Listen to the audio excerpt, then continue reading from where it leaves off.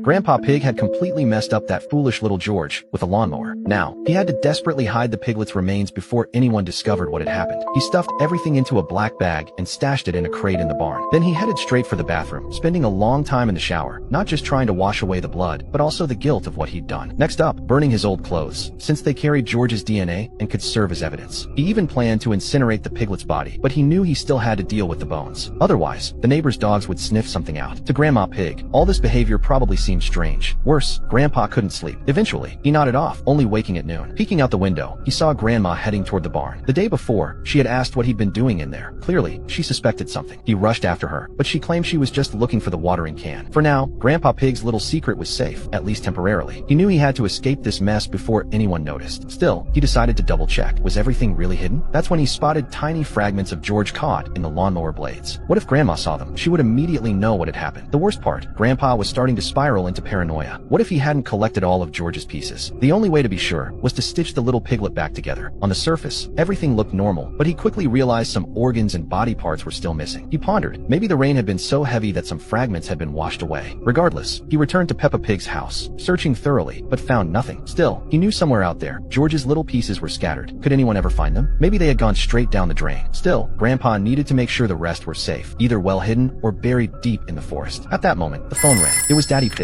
Someone had spotted Grandpa near their house. He told them the situation wasn't easy for anyone, but he was glad Grandpa had shown up while they were desperately searching for George. Daddy Pig said the police wanted to speak with him. The next day, Grandpa panicked. He had to get to the forest immediately, carrying a little food and water, determined to move the remains as far away as possible. The journey was exhausting, walking all day until his legs could barely carry him. Finally, he reached a completely unfamiliar spot. Grandpa was nearly spent. He dug a hole, even preparing a place to rest before continuing.